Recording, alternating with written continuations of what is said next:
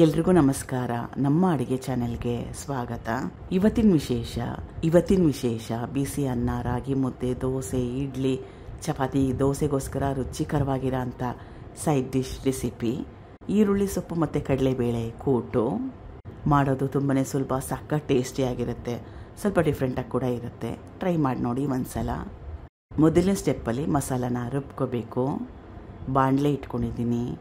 1-2 ಚಮಚದಷ್ಟು ಎಣ್ಣೆ, ಧನಿಯಾ ಅಥವಾ ಕೊತ್ತಂಬರಿ ಬೀಜ 2 ಚಮಚದಷ್ಟು, ಜೀರಿಗೆ 1 ಚಮಚದಷ್ಟು. ಧನಿಯಾ ಕ್ವಾಂಟಿಟಿ ಜಾಸ್ತಿ, ಜೀರಿಗೆ ಕ್ವಾಂಟಿಟಿ ಕಡಿಮೆ. ಒಣಮೆಣಸಿನ್ಕಾಯಿ 3-4 ಇದು ಗುಂಟೂರು ಒಣಮೆಣಸಿನ್ಕಾಯಿ, ಖಾರ ಜಾಸ್ತಿ ಇರುತ್ತೆ. 3-4 ಹಾಕ್ಕೊಂಡ್ರೆ ಸಾಕಾಗುತ್ತೆ. ಈಗ ಈ ಪದಾರ್ಥಗಳನ್ನ 2-3 ನಿಮಿಷ ಗ್ಯಾಸ್ ಸ್ಟವ್ನ ಲೋ ಫ್ಲೇಮ್ನಲ್ಲಿ ಇಟ್ಕೊಂಡು ಹುರ್ಕೋಬೇಕು. ಹೈ ಫ್ಲೇಮ್ ಬೇಡ. ಸುಮಾರು 2 ನಿಮಿಷ ಆದಮೇಲೆ ಗಸಗಸೆ 1 ಟೇಬಲ್ ಸ್ಪೂನಷ್ಟು, ದೊಡ್ಡ ಚಮಚದಲ್ಲಿ 1 ಚಮಚದಷ್ಟು, ಕಟ್ ಮಾಡಿ ಇಟ್ಕೊಂಡಿರೋ 1 ದೊಡ್ಡ ಈರುಳ್ಳಿ, ಕರಿಬೇವಿನ ಎಲೆಗಳು ಸುಮಾರು 10-12. ಈರುಳ್ಳಿನ ಹಾಕೊಂಡ್ಮೇಲೆ ಈರುಳ್ಳಿಲಿರೋ ಹಸಿ ವಾಸನೆ ಹೋಗಬೇಕು, ಸ್ವಲ್ಪ ಬಣ್ಣ ಚೇಂಜ್ ಆಗಬೇಕು, ಅಲ್ಲಿವರೆಗೂ ಬೇಯಿಸ್ಕೋಬೇಕು. 2-3 ನಿಮಿಷ ಆದಮೇಲೆ ಈರುಳ್ಳಿಲಿರೋ ಹಸಿ ವಾಸನೆ ಹೋಗಿದೆ, ಇಷ್ಟರ ಮಟ್ಟಿಗೆ ಬೇಯಿಸ್ಕೊಂಡ್ರೆ ಸಾಕಾಗುತ್ತೆ. ಕಟ್ ಮಾಡಿ ಇಟ್ಕೊಂಡಿರೋ ಕಾಯಿ ಚೂರುಗಳು, ಸಣ್ಣ ತೆಂಗಿನಕಾಯಿಯಲ್ಲಿ ಅರ್ಧ ಹೋಳಷ್ಟನ್ನ ಉಪಯೋಗ ಮಾಡಿದ್ದೆ. ತೆಂಗಿನಕಾಯಿನ ಕಟ್ ಮಾಡಿ ಸೇರಿಸ್ಕೋಬೋದು, ತುರಿದು ಕೂಡ ಉಪಯೋಗ ಮಾಡ್ಬೋದು. ಕಾಯಿ ಚೂರುಗಳನ್ನ ಹಾಕ್ಕೊಂಡ್ಮೇಲೆ ಮತ್ತೊಮ್ಮೆ ಜಾಸ್ತಿ ಹೊತ್ತು ಬೇಯಿಸ್ಕೊಳ್ಳೋ ಅವಶ್ಯಕತೆ ಏನಿಲ್ಲ. 1-2 ನಿಮಿಷ ಬಿಸಿ ಮಾಡಿಕೊಂಡ್ರೆ ಸಾಕಾಗತ್ತೆ.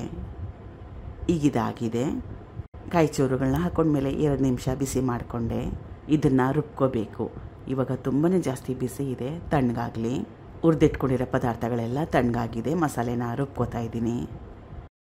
ಸಣ್ಣ ಬಟ್ಲಲ್ಲಿ 1 ಬಟ್ಲಷ್ಟು ನೀರು, ಚೆನ್ನಾಗಿ ನುಣ್ಣಗೆ ರುಬ್ಕೋಬೇಕು. ಮಸಾಲೆನ ರುಬ್ಕೊಂಡಿದ್ದಾಗಿದೆ. ಮುಂದಿನ ಸ್ಟೆಪ್ ಏನಂತ ನೋಡೋಣ.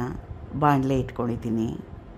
1-2 ಚಮಚದಷ್ಟು ಎಣ್ಣೆ ಬಿಸಿ ಆದಮೇಲೆ ಸಾಸಿವೆ ಸಣ್ಣ ಚಮಚದಲ್ಲಿ 1 ಚಮಚದಷ್ಟು. ಇಷ್ಟ ಇದ್ದರೆ ಸಾಸಿವೆ ಹಾಕೊಂಡ್ಮೇಲೆ ಕರಿಬೇವಿನ ಸೊಪ್ಪು, ಒಣಮೆಣಸಿನ್ಕಾಯಿ ಕೂಡ ಸೇರಿಸ್ಕೋಬೋದು ಇಷ್ಟ ಇದ್ದರೆ. ಕಟ್ ಮಾಡಿಟ್ಕೊಂಡಿರೋ ಈರುಳ್ಳಿ ಸೊಪ್ಪು ಅಥವಾ ಈರುಳ್ಳಿ ಹೂವು, ಸ್ಪ್ರಿಂಗ್ ಆನಿಯನ್ ಅಂತಾರಲ್ಲ ಅದು, ಸುಮಾರು 4-5 ಹಿಡಿಯಷ್ಟು. ಸ್ವಲ್ಪ ಅರಿಶಿನ. ಈರುಳ್ಳಿ ಸೊಪ್ಪನ್ನ ಹಾಕೊಂಡ್ಮೇಲೆ ಕಲಿಸ್ಕೊಂಡು ಸುಮಾರು 5 ನಿಮಿಷ ಬೇಯಿಸ್ಕೋಬೇಕು. ಗ್ಯಾಸ್ ಸ್ಟವ್ನ ಲೋ ಫ್ಲೇಮ್ನಲ್ಲಿ ಇಟ್ಕೊಂಡು. 5 ನಿಮಿಷ ಆದಮೇಲೆ ಈರುಳ್ಳಿ ಸೊಪ್ಪಿನ ಕ್ವಾಂಟಿಟಿ ಕಡಿಮೆ ಆಗಿದೆ. 5 ನಿಮಿಷ ಬೇಯಿಸ್ಕೊಂಡಿದ್ನಲ್ಲ ಅದಕ್ಕೋಸ್ಕರ. ಮಸಾಲೆ ರುಬ್ಬಿಟ್ಕೊಂಡಿದ್ನಲ್ಲ ಅದು. ಮಿಕ್ಸಿ ಜಾರ್ಗೆ ಸ್ವಲ್ಪ ನೀರನ್ನ ಹಾಕ್ಕೊಂಡು ಸೇರಿಸ್ತಾ ಇದ್ದೀನಿ. ಇದು ಬೇಯಿಸಿಟ್ಕೊಂಡಿರೋ ಕಡಲೆಬೇಳೆ ಸುಮಾರು 100 ಗ್ರಾಮ್ಸಷ್ಟು. ಕಡಲೆಬೇಳೆನ ಮೊದಲು ನೆನೆ ಹಾಕಿ ಕುಕ್ಕರಲ್ಲಿ ಬೇಯಿಸ್ಕೊಂಡಿದ್ದೆ.